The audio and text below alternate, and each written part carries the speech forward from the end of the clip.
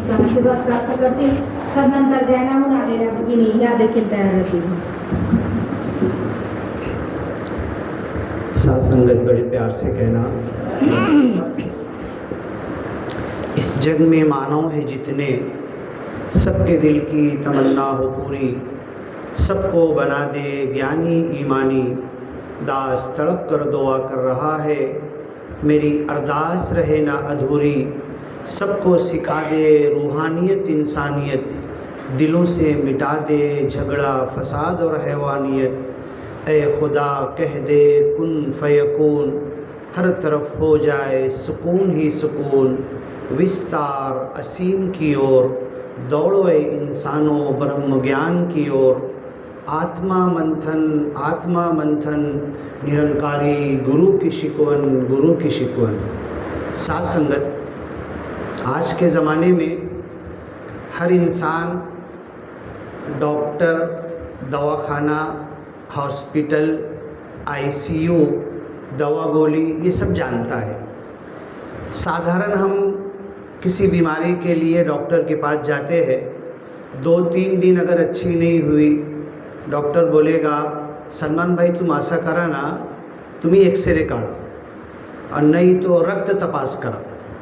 रक्त तपास केलो, रिपोर्ट मला काय समजत नाही, रिपोर्ट आणलो, डॉक्टर साहेब रिपोर्ट पाय. डॉक्टर साहेब रिपोर्ट पाहिले, सलमान भाई तुमचे रक्तामध्ये मलेरियाचा कीटाणू आला आहे, एंटी मलेरियल औषध तुम्हाला चालू करना पड़ेगा, तुम्ही ॲडमिट होऊन जा. मी ॲडमिट झालो. आपको पता है मलेरिया का जो कीटाणू है, ये डास जो मच्छर हमको काटता है उसके बदन में से हमारे शरीर में जाता है, कितना बारीक होगा उसके डंक में.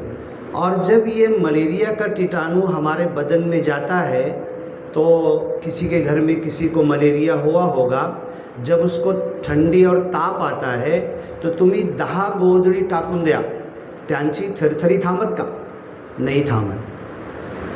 इतने लहान कीटाणु 6 फीट के इंसान को 7 किलो खून है, 70 किलो उसका वज़न है, लय लहान कीटाणु मच्छर के डास के डंक में से जाकर मेरे बदन में घुसे और घुसने के बाद मला ताप दिले, थरथरी दिले, एंटी मलेरियल दवा चालू झाली, क्लोरोक्विन और जितनी नई नई दवा आ रही, सल्फाडॉक्सिन सब दिए, लेकिन मलेरिया के कीटाणु को कुछ भी नहीं हो रहा, शरीर में है, नहीं मर रहा है.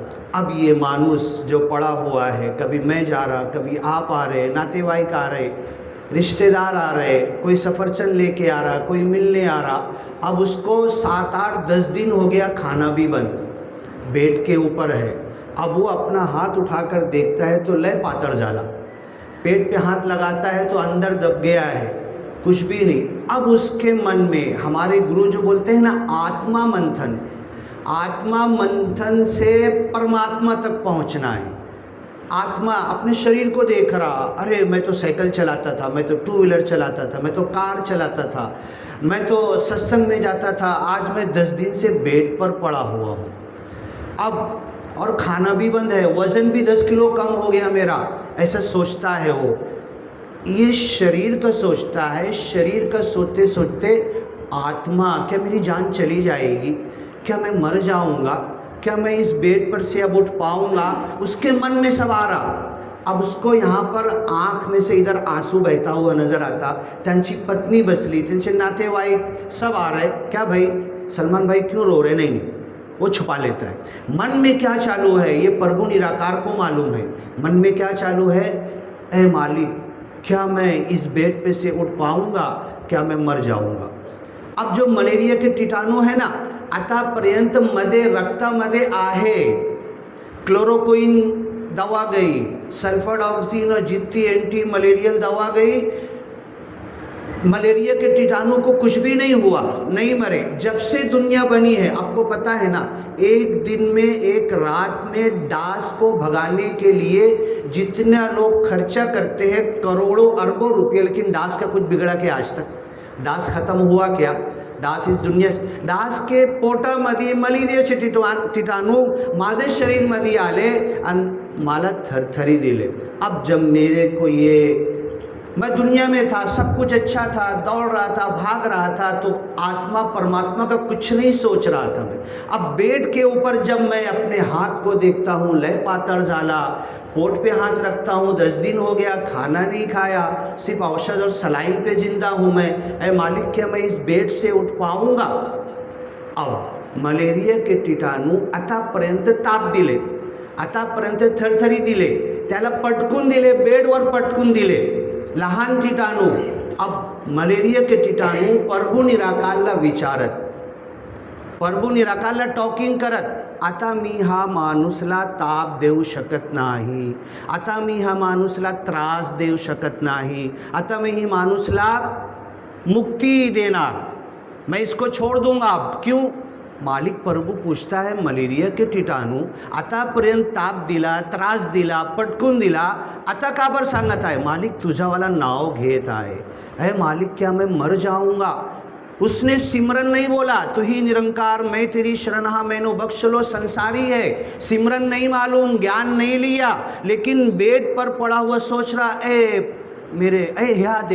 देवा, ए मेरे मालिक, क्या मैं मर जाऊंगा? ये शब्द उसके माइंड में आया, जबान पे नहीं आया, बोला नहीं, चिल्लाया नहीं, मन में सोच रहा है। तो मलेरिया के कीटाणूला माहिती झाली, मलेरियाचे कीटाणू सांगत आहे, आता मी हा माणूसला त्रास देऊ शकत नाही। का बरं नाही? मालिक तुझ्यावाला नाव घेत आहे, मालिक यही देखना चाहता है। म्हातारा होऊन गेला, 100 वर्ष झाला, कुछ भी नहीं, अब मरने के करीब पहुंच गया है। मालिक बोलता है, हो सकता है मरते मरते मेरा नाम ले ले, ज्ञान ले ले, सद्गुरु के पास चला जाए, और नहीं तो कम से कम एक मर्तबा मेरा ख्याल कर ले, तो तब भी मैं इसको मुक्ति के रास्ते पर डाल सकता हूँ। तो ये मलेरिया की मैंने उदाहरण दी है। ये दुख, तकलीफ़, परेशानी में इंसान मालिक को याद करता है। और ये जितने, आपको पता है ना, ये हवा के अंदर कितने विषाणु कीटाणु है पता है? एक मर्तबा श्वास लेते हैं ना, करोड़ों विषाणु कीटाणु अंदर जाके मर जाते हैं। ये भी मालिक से सवाल करते हैं, मालिक जब से पैदा हुआ ना, ये एक एक सांस में हमारे भाई बंधु विषाणु कीटाणु को मार रहा है, आतापर्यंत तुझा नाव घेतला नहीं। मालिक बोलता है, रुक जा, रुक जा, इसको पकड़ना क्या? चारों तरफ से कोरोना के कीटाणु, ये टीबी, सब कुछ, इसको पकड़ना क्या? मालिक बोलता है, रुक जा।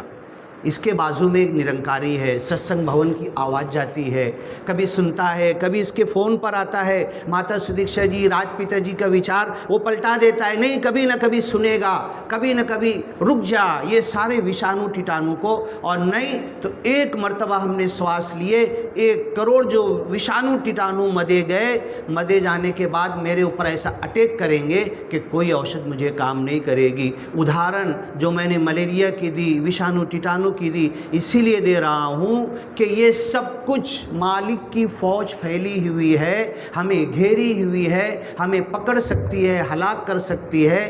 इंतज़ार इस बात का है कि ये ज्ञान कब लेता है। मैंने ज्ञान भी ले लिया, लेकिन ज्ञान पर चल नहीं रहा हूँ। कुछ लोगों ने ज्ञान ले लिया, ज्ञान समझा भी नहीं, समझ भी गया तो सत्संग सेवा सिमरन से करीब आ नहीं रहा है। तो ये सारी मालिक की जो फौज है, हमें हर तरफ से पकड़ने को रेडी बैठी हुई है। इसीलिए हमारे गुरु कहते हैं कि आत्मा मंथन करना है, परमात्मा तक पहुंचना है, जागृति करना है। ज्ञान ले लिया, जागृति हुई नहीं अभी, मेरे घर में नहीं, मेरे बाजू में नहीं, मेरे पड़ोस में नहीं। ये जागृति के साथ जीना है, आँख खोल के जीना है, आँख बंद करके ड्राइविंग नहीं करते, ये जागृति के साथ जीना है। तो मेरा जीवन भी सफल हो जाएगा, और मरने के बाद जब मैं लीन होऊंगा तो मुझे मुक्ति मिल जाएगी। साथ संगत बड़े प्यार से कहना, धन निरंकार जी। सद्गुरु का आशीर्वाद प्राप्त करके तदनंतर महात्मा प्रवीण जी